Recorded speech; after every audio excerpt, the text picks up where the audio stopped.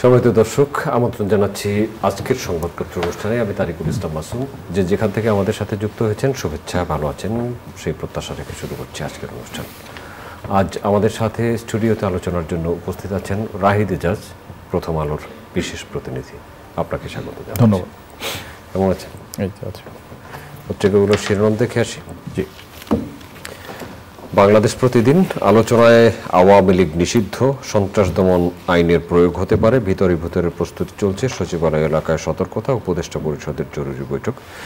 এই শিরোনামটির সাথে যুক্ত করতে চাই, যেহেতু ফার্স্ট এডিশন চলে এসছে, ইতিমধ্যে আমরা জেনেছি উপদেষ্টা পরিষদের বৈঠকে এবং ব্রিফিংয়ে যে আওয়ামী লীগের কার্যক্রম নিষিদ্ধ করা হয়েছে। এর আগে পরে যে বিষয়গুলো আছে সেগুলো নিয়ে আমরা বিস্তারিত আলোচনা করব। নাটকীয় যুদ্ধবিরতি, ট্রাম্প চমকে থামল ভারত পাকিস্তান, শেষ দিনেও বিমান ঘাঁটিতে পাল্টাপাল্টি ক্ষেপণাস্ত্র হামলা, স্থলপথে দুই পক্ষ মুখোমুখি, লাগাতার গোলাগুলি, গণজমায়েতে উত্তাল শাহবাগ, তারেক রহমান, কেউ যেন ভোটের অধিকার কুক্ষিগত না করতে পারে। বিএনপির বৈঠকে নিষিদ্ধ প্রসঙ্গ, হঠাৎ পুশ ইন নিয়ে প্রশ্ন, সীমান্তে নজরদারি বৃদ্ধি বিজিবির, হামিদের দেশত্যাগ নিয়ে আলোচনা, সবাইকে শাস্তির আওতায় আনা হবে, উপদেষ্টা, তদন্ত প্রতিবেদনের পরে ব্যবস্থা। ইত্তেফাক,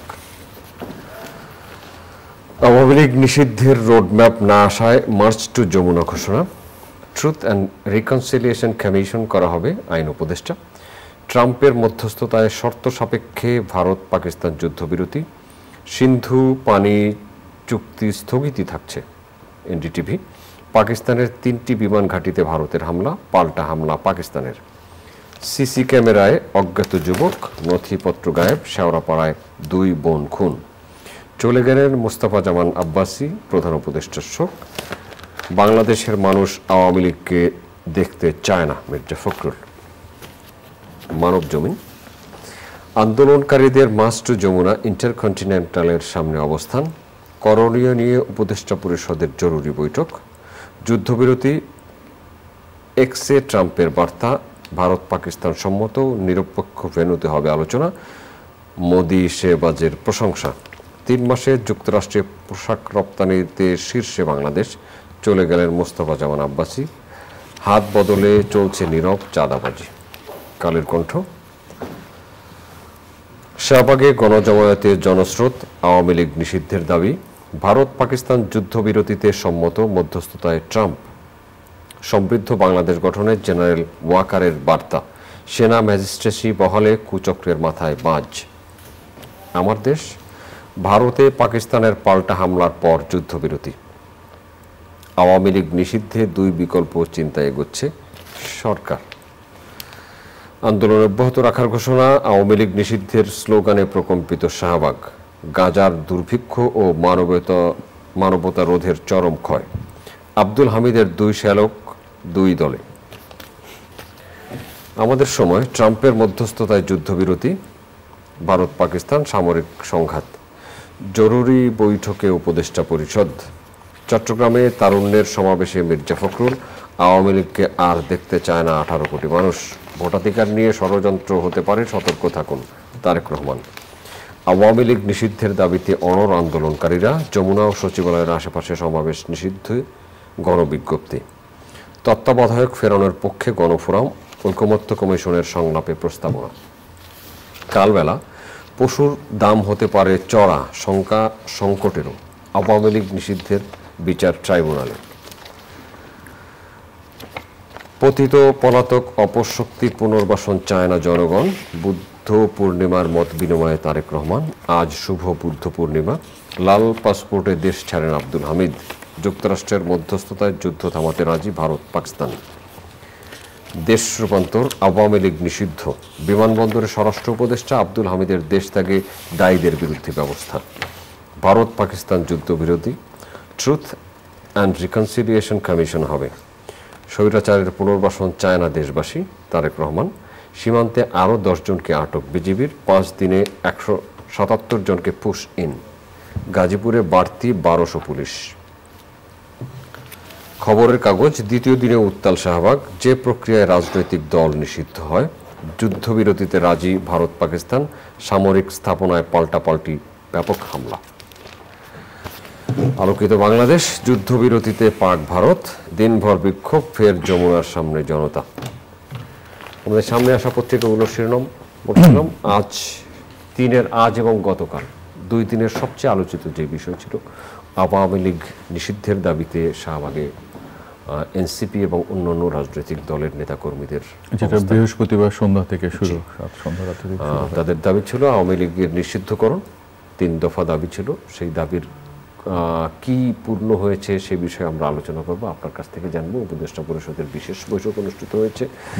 আন্তর্জাতিক অপরাধ ট্রাইব্যুনাল আইনের সংশোধনী অনুমোদন দেওয়া হয়েছে, তার মাধ্যমে হয়তো এর বিচার বা এর একটা সমাধানের চেষ্টা করা হয়েছে। জি, ধন্যবাদ মাসুম। যেটা বলছিলেন, বৃহস্পতিবার সন্ধ্যারাত্রি থেকেই আওয়ামী লীগ নিষিদ্ধের দাবিতে প্রধান উপদেষ্টার কার্যালয়, পরে সেটা আপনার শাহবাগ যে কেন্দ্রীভূত ছিল, এবং আজকে সন্ধ্যারাত্রির পর আবার সেটা আপনার প্রধান উপদেষ্টার বাসভবনমুখী ছিল। এবং আমরা জানি যে আজ সন্ধ্যা একটা উপদেষ্টা পরিষদের শনিবার হলো বিশেষ পরিস্থিতির কারণে বিশেষ একটা বৈঠক হয়েছিল, এবং সেই বৈঠকে যে সিদ্ধান্ত হয়েছে তার প্রথম বিষয়টি হচ্ছে আন্তর্জাতিক অপরাধ ট্রাইব্যুনালে জুলাই আগস্ট অভ্যুত্থানে যে নৃশংসতা বা মানবতা বিরোধী অপরাধ চালিয়েছিল তৎকালীন সরকার, তার বিচার কার্যক্রম শেষ না হওয়া পর্যন্ত, আপনার বিচার প্রক্রিয়া শেষ না হওয়া পর্যন্ত আওয়ামী লীগের কার্যক্রম নিষিদ্ধ ঘোষণা করা হয়েছে।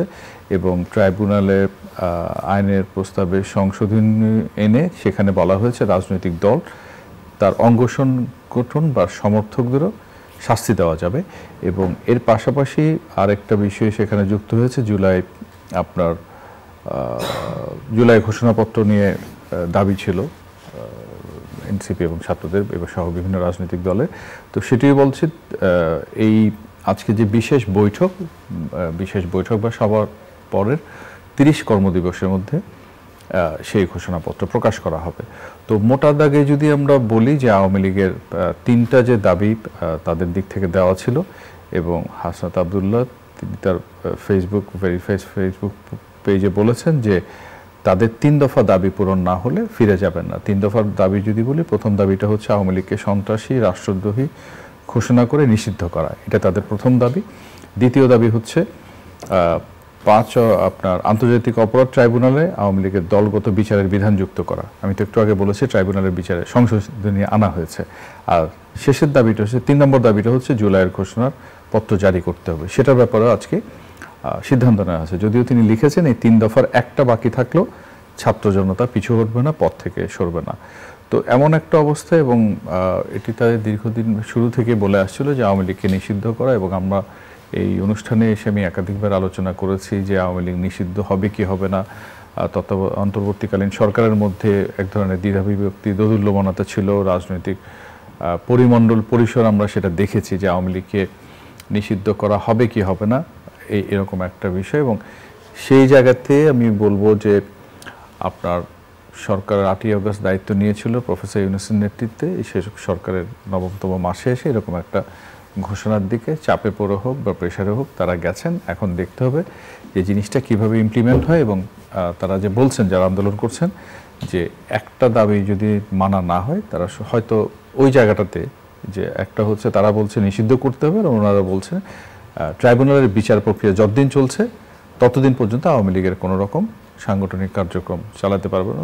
সাইবার স্পেস সহ, হ্যাঁ, সব জায়গায়, শুধু প্র্যাকটিক্যালি এতে না, সাইবার স্পেস সহ সব জায়গাতে হয়েছে। এখন দেখার বিষয় হচ্ছে সে জায়গাতে তারা ছাড় দেন বা মেনে নেন কিনা। এবং ইন্টারেস্টিংলি এই বিষয়টা নিয়ে যখন কথা হচ্ছিল আমরা দেখেছি, এবং আমি যদি ভুল না করি বোধহয় বাংলাদেশ প্রতিদিনে খুব গুরুত্বের সাথে খবরটা ছেপেছে যে বিএনপির যে বৈঠক হয়েছিল সেখানে আওয়ামী লীগের নিষিদ্ধের বিষয়টা নিয়ে আলোচনা হয়েছে। তো মোটা দাগে যে আওয়ামী লীগকে নিষিদ্ধ করার বিষয়টা গত বেশ আপনার জুলাই আগস্টের অভ্যুত্থানের পর থেকে, বিশেষ করে ছাত্র জনতা যখন আওয়ামী লীগ সরকারকে হটিয়ে দিল তখন থেকে এই দাবিটা উঠছিল, এবং কখনো কখনো সেটি কখনো হারিয়ে যাবে মনে হচ্ছিল, আবার একটু প্রেশার আসে। তো এমন একটা অবস্থায় জিনিসটা গত 2 দিনের ঘটনা প্রবাহে মনে হচ্ছে একটা নতুন বাক পরিবর্তনের লক্ষণ আমরা দেখতে পাচ্ছি। এখন কথা হচ্ছে যে যেই সিদ্ধান্তটা আজকে উপদেষ্টা পরিষদের বিশেষ সভায় নেওয়া হয়েছে, এটির বাস্তবায়নের পর যারা আন্দোলন করছিলেন তারা বিষয়টাকে কিভাবে দেখেন। বাস্তবায়ন তো সময় সাপেক্ষ। বাস্তবায়ন নিশ্চয়ই সময় সাপেক্ষ, কারণ বিচার, আমি যদি প্রথম কথাটাই বলি যে বিচার প্রক্রিয়া, এখানে পরিষ্কার করা বলা হয়েছে বিচার প্রক্রিয়া, তো বিচার প্রক্রিয়া নিশ্চয়ই 1 দিন 2 দিন বা 1 মাস 2 মাসের বিষয় নয়, এটা একটা লং রান প্রসেস। আজকে ধরেন আইনটা সংশোধন হলো, সেটার গ্যাজেট নোটিফিকেশন হবে, সেটার ধরেন আবার যে কাজটা শুরু হয়েছিল সেখানে কিছু পরিবর্তন, সংযোজন, বিয়োজন হবে।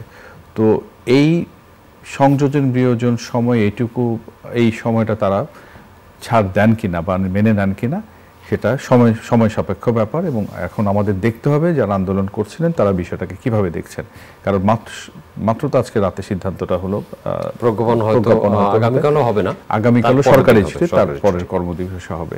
তো সেটা দেখার আছে। এবং আমি মনে করি যে নিষিদ্ধ না হলেও, আপনি তো একটু আগে অনুষ্ঠান শুরুর আগে আমরা বলছিলাম প্রজ্ঞাপন করার আগে কিন্তু দল কিন্তু নিষিদ্ধ হয়নি, বলা হয়েছে একটা কার্যক্রম নিষিদ্ধ সাইবার স্পেসে এবং রিয়েল স্পেসে। তো সেটিকে আওয়ামী লীগের পক্ষ থেকে কিভাবে নেওয়া হয় বা অন্যান্য রাজনৈতিক পরিমণ্ডলে কিভাবে নেওয়া হয় সেটিও দেখার আছে। এবং এটাকে ঘিরে আমরা যদি বলি সংস্কার, নির্বাচন, গণতান্ত্রিক উত্তরণ, আমরা এক ধরনের মেনুকরণের দিকেও রাজনৈতিক পরিমণ্ডল আগামী কিছুদিন দেখব। এবং আমাদের অপেক্ষায় থাকতে হবে আসলে এই যে নিষিদ্ধ হওয়ার পথে বা কার্যক্রম নিষিদ্ধ হওয়ার পরবর্তী ধাপগুলা কিভাবে ইভলভ করে। আওয়ামী লীগের নেতাকর্মীরা তো দেশেই নাই। জি, দেশেই নেই, আত্মগোপনে আছেন। কখনো কখনো তারা ঝটিকা মিছিল বের করেন, খুব ভোরে বের করেন, রাতে বের করেন। তো এখন আজকের এই আবার এক এক করে কিন্তু গ্রেফতার হচ্ছেন। হ্যাঁ, গ্রেফতারও হচ্ছেন। এখন দেখার বিষয় হচ্ছে এই সিদ্ধান্তের পরে, আজকে উপদেষ্টা পরিষদের এই সিদ্ধান্তের পরে তারা যে অনেকটা ক্ল্যান্ডেস্টাইন স্টাইলে মুভমেন্টগুলো চালাতেন, যে হঠাৎ করে ঝটিকা মিছিল, কোথাও জড়ো হওয়া, সেটি করার আর কোনো তাদের এখতিয়ার থাকলো না, আইনগত কোনো বৈধতা থাকলো না, সেটা খুব পরিষ্কার হয়ে গেছে।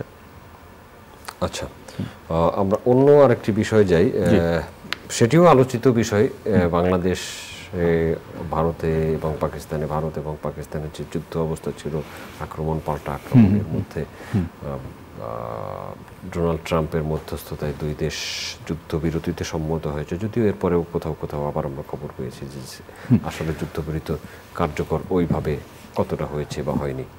একটা জিনিস কি, আমরা তো জানি যে পেহেলগামে 22শে এপ্রিল যে পর্যটকদের উপর সন্ত্রাসী হামলা ঘটেছিল, এই সন্ত্রাসী হামলার পর আমরা যদি বলি যে দীর্ঘ প্রায় 15-16 পরে, আবার লম্বা সময় পরে, প্রায় 9 বছর পরে 2 বৈরী দেশ এই উপমহাদেশে, ভারত এবং পাকিস্তান, আবার নিজেদের মধ্যে সংঘাতে জড়ালো। কারণ 22 তারিখের ওটার পরে আমরা দেখেছি থেমে থেমে টানা আগ্নেয়াস্ত্র, গুলি বিনিময় হয়েছে, ছোট অস্ত্র।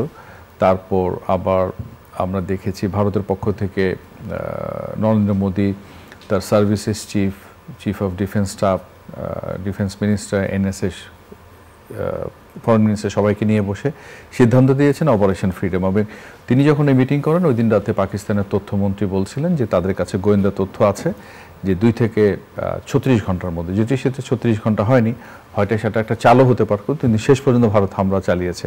অপারেশন সিঁদুর বলে ভারত একটা মিসাইল হামলা চালিয়েছিল প্রায় 25 মিনিটে, এবং 9টি লক্ষ্যবস্তুতে তারা, ভারতের দাবি, ভারত যে দাবিটা করছে লস্করে তৈয়বা এবং জৈশে মোহাম্মদের ঘাঁটিতে তারা হামলা করেছে, কোনো পাকিস্তানি ঘাঁটি বা লক্ষ্যবস্তুত নয়, বেসামরিক কোনো লক্ষ্যবস্তুত নয়। তাদের দাবি হচ্ছে সেই জঙ্গি আপনার ডেরা বলুন, ঘাঁটি বলুন, সেখানে করেছে। আবার অন্যদিকে পাকিস্তান বলছে এটা নিরপরাধ লোকজনের উপর স্কুলে, মসজিদে হামলাটা হয়েছে।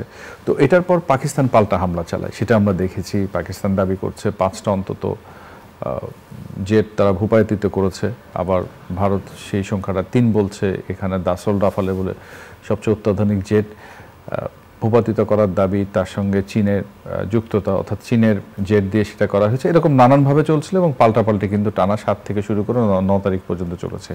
তো এর মধ্যে আমরা দেখলাম আজকে আমাদের সময় বিকেলবেলা যে ডোনাল্ড ট্রাম্প একটা টুইট করলেন যে তাদের কমন সেন্স, তাদের প্রজ্ঞা, তাদের জ্ঞান, 2 দেশের নেতৃত্বের প্রশংসা করে বলছেন তারা অস্ত্রবিরতি বা যুদ্ধবিরতিতে রাজি হয়েছেন।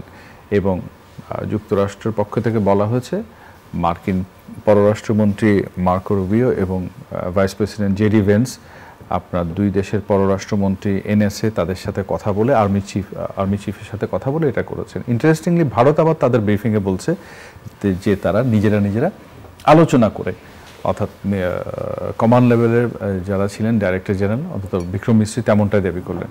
কিন্তু ইন্টারেস্টিং বিষয় হচ্ছে এই যে অস্ত্রবিরতি বা যুদ্ধবিরতির কথা আমরা বলছি তার কিছুক্ষণ পরেই কিন্তু খবর এসছে, এটা খবর আপনাকে বলছিলাম, ওমর আবদুল্লাহ তার একটা টুইটে বলছেন যে অস্ত্রবিরতি ঘোষণার কয়েক ঘন্টার মধ্যে আবার ড্রোনের আনাগোনা দেখা গেছে ভারত নিয়ন্ত্রিত কাশ্মীরে। এবং এই যখন ড্রোনের আনাগোনা হচ্ছে ঠিক তার কাছাকাছি সময়ে ইন্ডিয়ার এনএসএ অজিত দোভালের সাথে কথা বলেছেন Chinese foreign minister Wang Yi. তিনি চীনের কমিউনিস্ট পার্টির একজন কাউন্সিলর এবং খুব রাজনৈতিকভাবে খুব প্রভাবশালী ব্যক্তি, এবং তাদের আলোচনার যে সার কথা সেখানে বলছেন যে তিনি দুই দেশকে স্বাগত জানিয়েছেন ভারতের তরফে যেটা স্টেটমেন্ট দেওয়া হচ্ছে, এবং এই সিজ ফায়ারটা বা যুদ্ধবিরতি যেন লাস্টিং হয়, ট্যাঞ্জিবল হয়। তো আমরা খুব আশান্বিত হয়েছিলাম বিকেলে যখন এই খবরটা আসে যে ভারত এবং পাকিস্তান সিজ ফায়ারে রাজি হয়েছে, তারা আর কোনো মারামারি হানাহানিতে যাবে না। কিন্তু তার কয়েক ঘন্টার মধ্যে আবার দেখছি কাশ্মীরে ব্ল্যাক আউট হয়েছে, সেখানে ড্রোন উঠছে, ড্রোনগুলোকে ইন্টারসেপ্ট করা হচ্ছে। তো তার মানে হচ্ছে যে সিজ ফায়ারের ঘোষণা দেওয়া হয়েছে, সেই ঘোষণা কিন্তু বাস্তবে একটা পক্ষ মানছে না বা সেখান থেকে সরে এলে, এবং ইন্ডিয়ান ফরেন সেক্রেটারি একটু আগে ব্রিফিংও করলেন এবং আহ্বান জানালেন তারা যেন সেটি মানেন। তো সেই জায়গাতে এমনিতেই সন্দেহ ছিল যে এই সিজ ফায়ার আসলেই কার্যকর হবে কিনা। এখন কাশ্মীরের বিভিন্ন জায়গায় যে পাকিস্তানি ড্রোনের আনাগোনার ফলে এক ধরনের আশঙ্কা বা উদ্বেগ তৈরি হয়েছে যে এটা শেষ পর্যন্ত ঘোষণাতেই শেষ হয়ে যায় কিনা। তো আমার মনে হয় কালকে ভারতের পক্ষ থেকে বলা হয়েছে কালকে আরেকটা ঘোষণা বা আরেকটা ব্রিফিং হবে, যে ব্রিফিং আজকে সন্ধ্যায় রাতে যেটা করলেন এটা হওয়ার কথা ছিল না। তো সেই পর্যন্ত দেখার অপেক্ষায় রাত্রে যদি পরিস্থিতি আরও খারাপ হয় তাহলে নিশ্চয়ই আমরা বলবো যে এই সিজ ফায়ারটা আসলে কার্যকর হলো না। আরেকটা বিষয়, ভারতের মেঘালয়ে জরুরি অবস্থা জারি করা হয়েছে এবং বাংলাদেশে পুশ ইন করা হচ্ছে। বাংলাদেশ এবং ভারতের সাথেও কি এক ধরনের টেনশন যুক্ত হয়েছে এতে? দেখুন, আমরা যখন এই অনুষ্ঠানে এর আগের দফায় আলোচনা করতে এসেছিলাম, সম্ভবত একদিন আপনি ছিলেন, যে কাশ্মীর নিয়ে ভারত পাকিস্তানের যে সংঘাত বলি, যুদ্ধ বলি, হানাহানি বলি, এটার মধ্যে অনেকেই বলেন এক ধরনের রাজনীতি আছে এবং তাদের স্থানীয় রাজনীতির একটা ডাইমেনশন থাকে। তো ভারত পাকিস্তান যখন এরকম সংঘাতের মধ্যে যাচ্ছে কাশ্মীরকে ঘিরে, সন্ত্রাসবাদী হামলা ঘিরে, আমরা হঠাৎ করে দেখলাম, নিশ্চয় আপনার মনে আছে 22 এপ্রিলের কোনো এক সময়ে বলা হলো গুজরাটে 1000 খানিক বাংলাদেশি অবৈধ নাগরিক ধরা পড়েছেন। এখন ঢালাওভাবে আমি বলবো না যে তারা কেউ বাংলাদেশি নয়, সবাই বঙ্গের মানুষ এবং হতদরিদ্র, কিছু বাংলাদেশি হয়তো থাকতে পারে, কিন্তু যেই সংখ্যাটা বলা হচ্ছে, যেভাবে বলা হয়েছিল ফলাও করে পরদিন থেকে আর নেই। তো যে পুশিনের কথা বলছিলেন, কালকে বোধহয় শুক্রবার সম্ভবত সুন্দরবন এলাকা দিয়ে অন্তত 78 জনের পুশিনের কথা বলা হচ্ছে খুলনা সাতক্ষীরা অঞ্চলে, এবং এর আগে 4 থেকে 7 পর্যন্ত আমরা নিজেরাই খবর ছেপেছি 178 জনকে পুশিন করা হয়েছিল অন্তত 5টি জেলা দিয়ে। তো আমি যে আপনাকে বলছি গুজরাটে যাদের ধরা হয়েছে 800 থেকে 1100, এটা নিয়ে মতভেদ আছে। তো গুজরাটের যেই লোকগুলোকে ধরা হয়েছে বাংলা ভাষাভাষী লোক আছেন, সেখানে রোহিঙ্গা জনগোষ্ঠী আছে যারা আবার ইন্ডিয়ায় রিফিউজি কার্ডধারী। তো এই লোকগুলোকে প্লেনে করে গুজরাট থেকে ত্রিপুরায় আনা হয়েছে। ত্রিপুরা থেকে এই যে 176 জনের হিসাব দিলাম, 78 জনে তাদের কাউকে নিয়ে করা হয়েছে। তো এখন কাশ্মীর নিয়ে ভারত পাকিস্তানের যে হানাহানি বা সংঘাত, এইটাকে উপযোগ্য করে দেখা যাচ্ছে আমাদের এখানে পুশিনের ঘটনা ঘটেছে, এটা একটা ডাইমেনশন। কিন্তু দ্বিতীয় ডাইমেনশনটা হচ্ছে, আমি মনে করি যে আমরা দীর্ঘদিন পুশব্যাক নিয়ে বাংলাদেশে যে স্টেট পলিসি, সেখান থেকে একটা ডিপার্চার এরকম গত বুধবার হোম মিনিস্টারের একটা মিটিং হয়েছে, মিটিংয়ে অনেকগুলো অপশন নিয়ে আলোচনা হয়েছে। কিন্তু অতীতে আমরা যে দেখেছি যেটা পুশিন করা হলে পুশব্যাক করা হতো, কিন্তু এখন বলা হচ্ছে পুশব্যাকের পরিবর্তে তারা ভেরিফাই করে যদি বাংলাদেশের নাগরিক হয় নিয়ে নেবেন। এখন প্রশ্ন হচ্ছে, ভেরিফাই করা পর্যন্ত এই লোকগুলো তো বাংলাদেশের টেরিটরিতে ঢুকে গেল। আমি 2003 সালের জানুয়ারির একটা ঘটনা বলতে চাই। ওই সময় অন্তত 200-র বেশি মানুষ আপনার লালমনিরহাট অঞ্চলে প্রচণ্ড শীতের মধ্যে ভারত বাংলাদেশে পুশিং করার চেষ্টা করছিল। বিএনপির তখন ক্ষমতায় ছিল বিএনপি, তারা এতটা অনড় ছিল লোকগুলাকে তারা ঢুকতে দেয়নি। তারা 0 পয়েন্টে ওই লোকগুলাই প্রচণ্ড শীতের মধ্যে প্রায় 2 মাসের বেশি সময় ধরে ছিলেন। যেদিন তৎকালীন পররাষ্ট্র মন্ত্রী মোর্শেদ খান ভারতের তখনকার পররাষ্ট্রমন্ত্রী যশবন্ত সিনহার সাথে যেদিন মিটিং করবেন, ঠিক ওই দিন সকালবেলা দেখা গেল কি যে ওই 200+ মানুষ আর নেই, হাওয়া হয়ে গেছে, নোম্যান্স ল্যান্ডে নেই। এবং পরবর্তীতে আসলে জানা গেছে লোকগুলো আবার ভারতে ফিরে গেছে। তো আমরা দীর্ঘ 50 বছর যদি এই পলিসি ফলো করি যে পুশিং করলে পুশব্যাক করব, তো হঠাৎ এমন কি হলো যে আমরা এটাও বিবেচনা করছি অপশন যে তারা যদি বাংলাদেশের নাগরিক হয়, সেটার ভেরিফিকেশন করে প্রমাণ হয়, তাদেরকে আমরা গ্রহণ করব। তো আমি মনে করি কি যেহেতু কাশ্মীর ঘিরে পাকিস্তানের সাথে ভারতের একটা দ্বন্দ্ব হানাহানির মধ্যে আছে, সেই সময় সেই ধরনের নানান কিছু করতে পারে। এবং আমরা জানি যে আমাদের সীমান্ত লাগোয়া সেটা আসাম বলুন, ত্রিপুরা বলুন, মেঘালয় বলুন, এখানেও পলিটিক্যাল ডিনামিক্স আছে। ওয়েস্ট বেঙ্গলের সামনে ইলেকশন আছে, বিহারে ইলেকশন আছে। তো এই ঘটনাগুলোর একটা পরম্পরা আছে। তা আমি মনে করি কি এটার একটা যোগসূত্র এগুলাতে আছে। আচ্ছা, আর একটা বিষয়, করিডোর। এই মুহূর্তে মানবিক করিডোর বা করিডোরটা অনেক আলোচিত বিষয়। জি, পররাষ্ট্র উপদেষ্টার বক্তব্য দিয়েই এক শুক্রবার, আজকে তো শুনে গত শুক্রবার, তার আগের শুক্রবার এসেছিল। এরপরে আবার নিরাপত্তা উপদেষ্টা একটা কথা বলেছেন যে না, এরকম কোনো চুক্তি হয়নি। আসলে কূটনৈতিক প্রতিবেদক হিসেবে আপনি নিশ্চয়ই এর আদ্যপান্ত দেখেন, এই করিডোর বিতর্কটা আসছে কিন্তু আমরা নিজেরাই এই শব্দযুগল জুড়ে দিয়ে, উনি সেদিন করিডোর কথাটা বলেননি, উনি বলছেন একটা হিউম্যানিটেরিয়ান প্যাসেজের মতো। আর সবচেয়ে বড় কথা হচ্ছে কি কিছু জিনিস আছে যে জিনিসগুলা খুব সন্তর্পণে করতে হয়, সতর্কতার সাথে করতে হয়, সংবেদনশীলতা থাকে, সেটা পাবলিক করা যায় কিনা। এখন কথা হচ্ছে দায়িত্বশীল পদে বসে প্রতি মুহূর্তে প্রতিটা বিষয়ে যদি প্রতিক্রিয়া আপনি দেখান, এটা কিন্তু সমস্যা আছে। এখন করিডোর, রাখাইনে করিডোরের কথা আসছে, ইউএনডিপির একটা রিপোর্টে বলা হচ্ছে সেখানে আরাকান আর্মির সাথে তাতমাদা বা মিয়ানমার সেনাবাহিনীর গৃহযুদ্ধের কারণে খাবার, ওষুধ এবং মানবিক অন্যান্য সহায়তার ঘাটতি দেখা দিয়েছে, একটা প্রজেকশন তারা আছে। এখন ইন দ্য মিন টাইম আমাদের এখানে দেখুন প্রায় 1.25 লাখের বেশি রোহিঙ্গা গত বছর 2023 সালের নভেম্বর থেকে অলরেডি ঢুকে গেছে। 2017-18-তে যারা আসছিল তাদের বাইরে। এখন বাংলাদেশ চিন্তা করছিল তাদের যদি এই সাপ্লাই চ্যানেলগুলো কন্টিনিউ করা যায় তাহলে রোহিঙ্গারা প্রতিদিন বাংলাদেশে আবার নতুন করে আসবেন না। তো সেই জায়গাতে বাংলাদেশের সাথে ইনফর্মালি ইউএনের কথাবার্তা হচ্ছিল যে রাখাইনে সাপ্লাইটা কিভাবে দেওয়া যায়, সেটা খাবার হতে পারে, ওষুধ হতে পারে। এখন মানবিক করিডোরের যে প্রসঙ্গটা আপনি আসছেন, বাংলাদেশের একটা জায়গা দিয়ে মিয়ানমারের একটা জায়গাতে একটা ধরেন সেটা ওষুধ হোক, খাবার হোক, অন্যান্য ত্রাণ সহায়তা যাবে, একটা চ্যানেল করবেন। তো এই চ্যানেল করতে হলে প্রথমত কে আসবে? প্রথমত আসে বাংলাদেশ, সীমান্তের এপারে, ওপারে আছে মিয়ানমার। কিন্তু এখন তো শুধু মিয়ানমার নেই, সেখানে যে বিচ্ছিন্নতাবাদী গোষ্ঠী বলুন, স্বাধীনতাকামী যে নামে অভিহিত করুন, আরাকান আর্মি, 17টার মধ্যে 14টা তাদের দখলে। এখন ধরেন বাংলাদেশ এই কাজটা করতে চাচ্ছে, বাংলাদেশকে হয়তো অনুরোধ করা হয়েছে ইনফরমালি, আমি আবারও বলছি ইনফরমালি, ইউএন সেটাতে যুক্ত। তো এখন বাংলাদেশ, ইউএন, মিয়ানমার, এই 3 পক্ষ মিললে তো হবে না, আরাকান আর্মি। এখন মিয়ানমার যেখানে রাখাইন রাজ্যটা আরাকান আর্মির কাছে অলমোস্ট হারিয়ে বসে আছে, তারা এই ধরনের প্রস্তাবে রাজি হবে এমনটা ভাবার তো কোনো সুযোগ নেই, কারণ তারা লড়াই সংঘাতের মধ্যে দিয়ে আছে। এবং এই লড়াই সংঘাতের মধ্যে চীনের মতো পরাশক্তি তার একটা বড় ব্যাকার হিসেবে কাজ করে।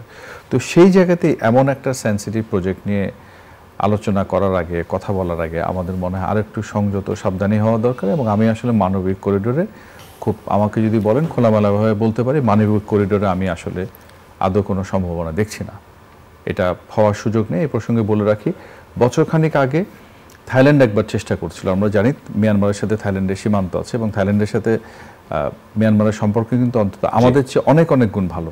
যেখানে তারা থাইল্যান্ডকে অ্যালাউ করে নাই, সেখানে বাংলাদেশকে, মিয়ানমার এখন তো সামরিক জান্তা ক্ষমতায় আছে, তারা বাংলাদেশকে অ্যালাউ করবে এমনটা ভাবার কারণ নেই। আর আমি তো বলেছি 4টা পক্ষ, 4টা পক্ষের কোনো একটা যদি সরে আসে, সেখানে আপনি এই ধরনের খুব সেন্সিটিভ প্রজেক্ট ইমপ্লিমেন্ট করার কোনো সম্ভাবনা বা সুযোগ তো আপনার থাকে না বা সীমিত হয়ে যায়। বিএনপি স্থায়ী কমিটির বৈঠক করেছে, তার আগে চট্টগ্রামে একটি সমাবেশ করেছে, বুদ্ধ সম্প্রদায়ের সাথে কথা বলেছেন। আমরা সময় পাবো 1.5 মিনিট। হ্যাঁ, সেখানে বিচার নিয়ে কথা হচ্ছে, তারপরে আরেকটা বিষয় নিয়ে কথা হচ্ছিল, আপনার নিশ্চয় মনে আছে সাবেক রাষ্ট্রপতি আব্দুল হামিদ দেশের বাইরে চলে গেছেন এবং এটা নিয়ে তুমুল বিতর্ক কিভাবে গেলেন, কারণ তিনি স্পিকার ছিলেন, রাষ্ট্রপতি ছিলেন, এবং আপনারা যে খবরটা প্রচার করেছি তাতে দেখা গেছে ওনার মতো ব্যক্তিত্ব যেভাবে ভিভিআইপি চ্যানেল দিয়ে যান সেভাবেই গেছেন। অর্থাৎ এই ধরনের কোনো হাই প্রোফাইলের পলিটিক্যাল লিডারশিপ যখন মুভ করেন, সেটি সরকারের আইন শৃঙ্খলা বাহিনী বলুন, গোয়েন্দা সংস্থা বলুন, সবার নজরে থাকে এবং থাকাটাই খুব স্বাভাবিক, এবং তার বিরুদ্ধে কিন্তু হত্যা মামলাও রুজু করা হয়েছে। তো এই অবস্থায় কিভাবে গেলেন সেটি একটি বড় খবর, বড় আলোচনা, এবং আজকে যদি আওয়ামী লীগ নিষিদ্ধ বিষয়টি বৃহস্পতিবার সন্ধ্যা রাত্রি থেকে না আসতো, তাহলে আমি মনে করি আপনি সহ মিলে দেশে বিদেশে এটা একটা বড় খবর এবং প্রধান মনোযোগের বিষয় থাকতো যে জিনিসটা কিভাবে হলো। তো এটি একটা ব্যাপার। আর আপনি যদি সমাবেশের কথা বলুন, আমি মনে করি এটাকে আপনি অনেকটা ইলেকটোরাল ক্যাম্পেইনের পার্ট হিসেবে দেখতে পারেন, যে মোবিলাইজেশনের ব্যাপার।